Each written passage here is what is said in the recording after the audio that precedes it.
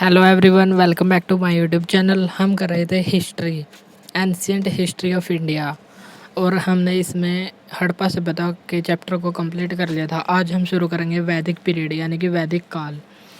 सबसे पहले हम देखेंगे कि वैदिक काल कब से कब तक था। 1500 बीसी से 600 बीसी यानी कि 1500 ईसा पूर्व से 600 ईसा पूर्व तक के काल को वैदिक काल कहा जाता है।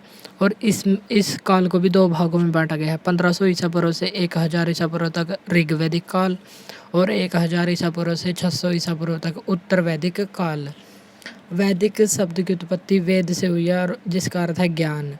आर्य आर्य आर्य आए थे भारत में, और आर्य का अर्थ है श्रेष्ठ, अर्थात श्रेष्ठ व्यक्ति थे जो उनको आर्य कहा जाता था।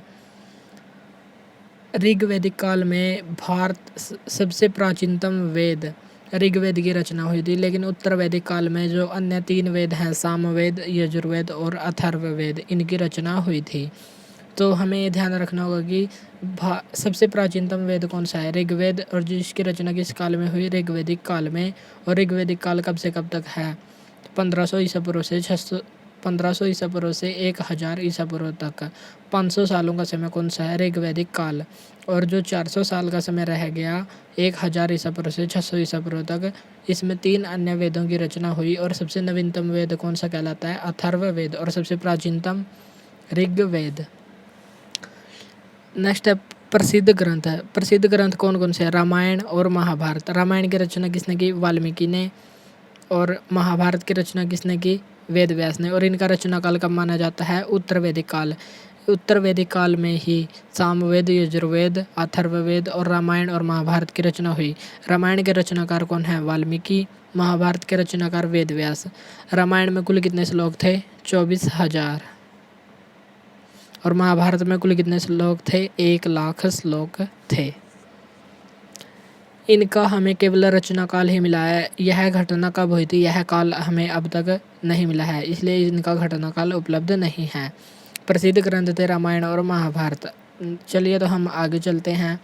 1500 ईसा पूर्व में आर्यों का आगमन भारत में हुआ, और आर्यों के आगमन से संबंधित विभिन्न विद्वानों ने अपने अलग अलग विचार दिए हैं।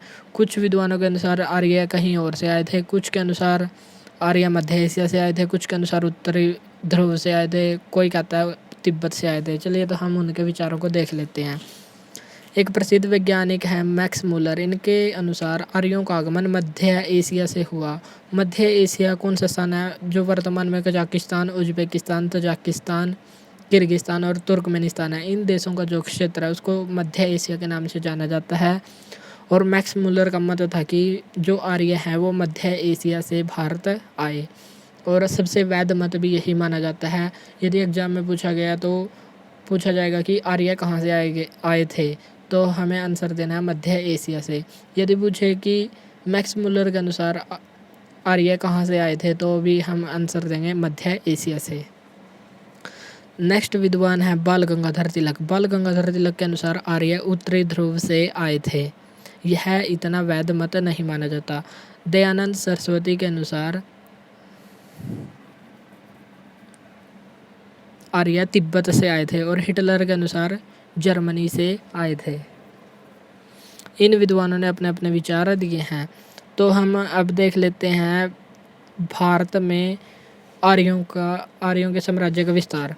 उत्तर में कश्मीर से लेकर दक्षिण में उत्तरी राजस्थान तक आर्यों का विस्तार था, और पूर्व में पश्चिमी गंगा तट से लेकर पश्चिम में अफगानिस्तान तक इस पूरे क्षेत्र में आर्यों का आगमन था, जिसे सप्त सैंधव प्रदेश भी कहा जाता है।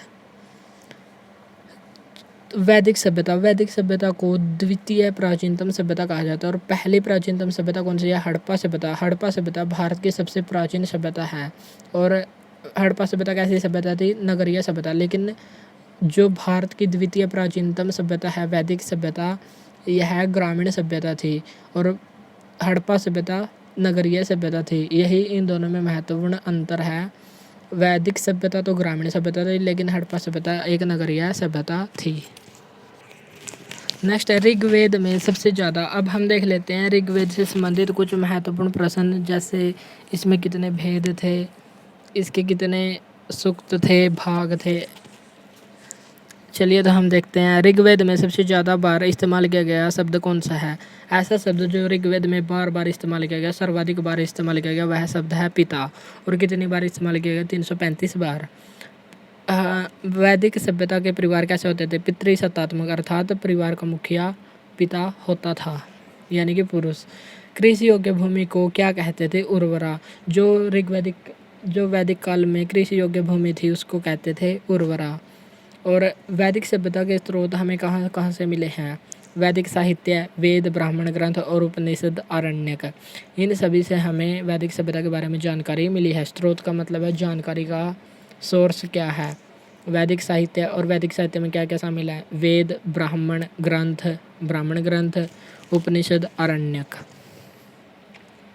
सबसे पहले हम वेदों की चर्चा करते हैं। वेद, सबसे प्राचीनतम वेद कौन सा है? ऋग्वेद। ऋग्वेद की रचना कब हुई थी?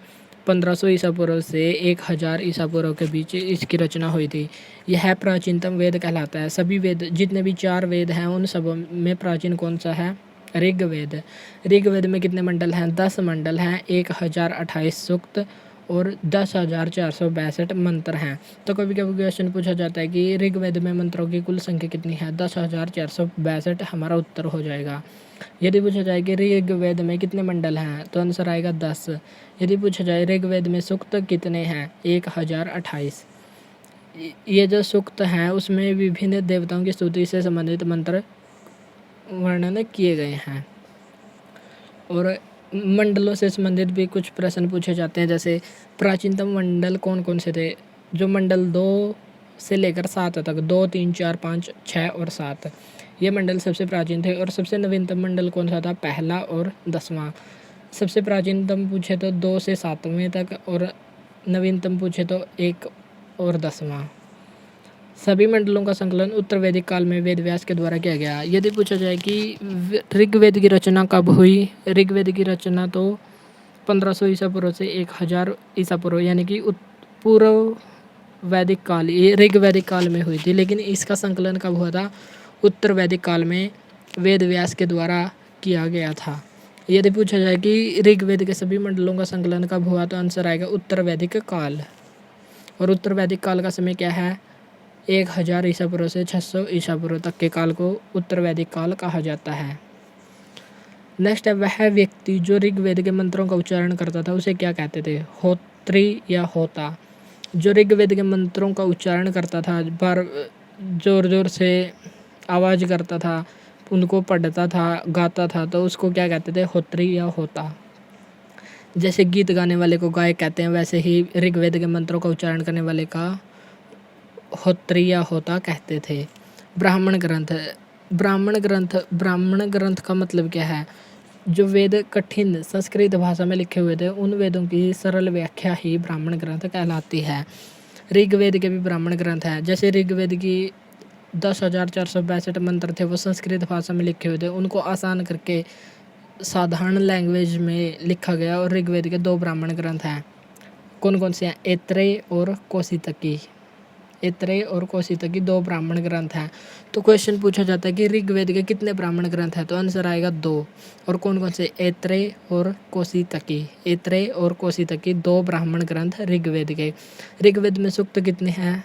1028, मंडल 10, मंत्र 10,462 और ब्राह्मण ग्रंथ 2, कौशितकी और ऐत्रेय। नेक्स्ट है तीसरा मंडल। ऋग्वेद का तीसरा मंडल बहुत ही इम्पोर्टेंट है। कभी कभी पूछा जाता है कि ऋग्वेद के तीसरे मंडल की रचना किसके द्वारा की गई, तो आंसर आएगा विश्वामित्र। गायत्री मंत्र, इसमें गायत्री मंत्र का वर्णन किया गया है। और गायत्री मंत्र किसको समर्पित है? सावित्री को समर्पित है। और इसमें सूर्यदेव की स्तुति भी की गई है। तो क्वेश्चन पूछा जाता है कि गायत्री मंत्र किसको समर्पित है? आंसर आएगा सावित्री को, जो सूर्यदेव की स्तुति में लिखा गया। गायत्री मंत्र का वर्णन ऋग्वेद के किस मंडल में है, तो आंसर आएगा तीसरा मंडल। तीसरा मंडल रचना विश्वामित्र के द्वारा हुई। नेक्स्ट है 10वां मंडल। 10वां मंडल किससे संबंधित है? महासूक्तिय ने इसकी रचना की, और इसमें सबसे पहला वर्ण व्यवस्था का उल्लेख मिलता है। और 4 वर्ण कौन कौन से? ब्राह्मण, क्षत्रिय, वैश्य और शूद्र। ऐसा माना जाता है कि ब्राह्मण के मुख से ब्रह्मा के मुख से ब्राह्मण की उत्पत्ति हुई, क्षत्रिय भुजाओं से, वैश्य जंघाओं से और जो शूद्र थे वो ब्रह्मा के पैरों से उत्पन्न हुए थे। तो ऐसी व्यवस्था, वर्ण व्यवस्था का उल्लेख ऋग्वेद के 10वें मंडल में मिलता है, जो पहला उल्लेख माना जाता है। वैदिक काल में सबसे पवित्र नदी किस नदी को माना जाता है? सबसे पवित्र नदी, नदियों से संबंधित भी प्रश्न पूछे जाते हैं। इसमें है सबसे पवित्र नदी सरस्वती को माना जाता है। और यदि पूछा जाए सबसे प्रमुख नदी सिंधु थी। और गंगा का एक बार ही उल्लेख किया गया है, यमुना का 3 बार उल्लेख किया गया है। नदी से संबंधित हमारे बस 2 ही क्वेश्चन है, सबसे पवित्र नदी सरस्वती और सबसे प्रमुख नदी थी सिंधु। गंगा और यमुना, गंगा का 1 बार उल्लेख है और यमुना का 3 बार उल्लेख किया गया है ऋग्वेद में। ऋग्वेद का उपवेद का नाम क्या है? आयुर्वेद। यदि पूछा जाए ऋग्वेद के ब्राह्मण ग्रंथ कितने थे? 2, ऐत्रेय और कौशितकी। तो ऋग्वेद से संबंधित हम कुछ क्वेश्चनों को रिपीट कर लेते हैं, जैसे जो हमने पढ़ा है उनको ही रिपीट कर लेते हैं। ऋग्वेद से संबंधित कुछ महत्वपूर्ण बातें। ऋग्वेद सबसे प्राचीनतम वेद माना जाता है। इसका संकलन उत्तर वैदिक काल में महर्षि वेदव्यास के द्वारा हुआ। इसमें 10 मंडल, 1028 सूक्त, 10,462 मंत्र हैं। इसमें इसके 2 ब्राह्मण ग्रंथ हैं, ऐत्रेय और कौशितकी। इसमें सबसे ज़्यादा बार प्रयोग किया गया शब्द पिता है, जिसका प्रयोग 335 बार हुआ है। और ऋग्वेद में जो सबसे वैदिक काल में सबसे पवित्र नदी थी उसको सरस्वती कहा जाता था। सबसे प्रमुख नदी सिंधु थी और यमुना का 3 बार उल्लेख, गंगा का 1 बार उल्लेख मिलता है। और इसके उपवेद का नाम क्या था? आयुर्वेद। अब हम इससे संबंधित कुछ महत्वपूर्ण प्रश्नों की चर्चा कर लेते हैं जो हमने आज पढ़े हैं। फर्स्ट क्वेश्चन है, प्रसिद्ध ग्रंथ रामायण की रचना किसके द्वारा की गई? जो प्रसिद्ध ग्रंथ था जिससे हमें वैदिक काल की जानकारी मिलती है, उसकी रचना किसके द्वारा की गई थी? महर्षि वाल्मीकि के द्वारा। और इसमें कितने श्लोक हैं? 24,000 श्लोक। यदि पूछा जाए रामायण में श्लोकों की संख्या कितनी है, तो आंसर आएगा 24,000। सबसे प्राचीनतम वेद कौन सा है? ऋग्वेद। और इसकी रचना किस काल में हुई? ऋग्वैदिक काल में। और इसका काल क्या था? 1500 BC से 1500 ईसा पूर्व से 1000 ईसा पूर्व। बिल्ली का पीछा करते हुए कुत्ते के पद चिन्ह के साक्ष्य है किस हड़प्पा स्थल से प्राप्त हुए हैं? चहुंदड़ो। ये हमारा कल का कमेंट वाला क्वेश्चन था, जो इसका आंसर है चहुंदड़ो। ऋग्वेद के ब्राह्मण ग्रंथों के नाम लिखो। ऋग्वेद के 2 ब्राह्मण ग्रंथ हैं, कौन कौन से हैं? ऐत्रेय और कौशितकी। वैदिक काल में पारिवारिक ढांचा कैसा था? यहाँ पर पितृसत्तात्मक परिवार थे, अर्थात परिवार का मुखिया पिता होता था, पिता या पुरुष। वैदिक सभ्यता कैसी थी? वैदिक सभ्यता ग्रामीण थी, जबकि हड़प्पा सभ्यता शहरी सभ्यता थी, नगरीय सभ्यता थी। भारत की द्वितीय प्राचीन सभ्यता भी कहा जाता है। और यदि पूछा जाए भारत की सबसे पहली सभ्यता कौन सी है? सबसे प्राचीनतम सभ्यता हड़प्पा सभ्यता। यदि पूछा जाए द्वितीय प्राचीनतम सभ्यता, तो वैदिक सभ्यता हमारा आंसर आएगा। नेक्स्ट है, ऋग्वेद में सबसे ज़्यादा बार इस्तेमाल किया गया शब्द कौन सा है? तो आंसर है पिता। और इसको कितनी बार प्रयोग किया गया है? 335 बार।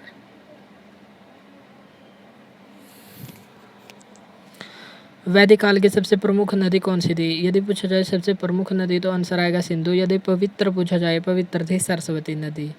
गायत्री मंत्र का वर्णन ऋग्वेद के किस मंडल में किया गया है? गायत्री मंत्र का वर्णन ऋग्वेद के 3रे मंडल में किया गया। रचना विश्वामित्र के द्वारा की गई थी और सावित्री को समर्पित है। इसमें सूर्यदेव की स्तुति का वर्णन किया गया है। नेक्स्ट है, ऋग्वेद के मंत्रों का उच्चारण करने वाला क्या कहलाता था? जो ऋग्वेद के मंत्रों का उच्चारण करता था, गायन करता था, उसको क्या कहते थे? होत्री या होता। आज का हमारा क्वेश्चन है जो आपको कमेंट बॉक्स में देना है, जिसका आंसर हड़प्पा सभ्यता का एकमात्र ऐसा स्थल कौन सा था जहां जल निकासी की व्यवस्था विकसित नहीं थी? इस क्वेश्चन का आप आंसर कमेंट बॉक्स में देंगे। आज हमने की वैदिक सभ्यता की शुरुआत। कल हम जो ऋग्वेद से संबंधित, ऋग्वेद के बाद जो अन्य वेद 3 वेद हैं, सामवेद, यजुर्वेद और अथर्ववेद, उन सब की चर्चा करेंगे और उनसे संबंधित प्रश्नों को देखेंगे। आज के लिए इतना ही, मिलते हैं नेक्स्ट वीडियो में। Thank you.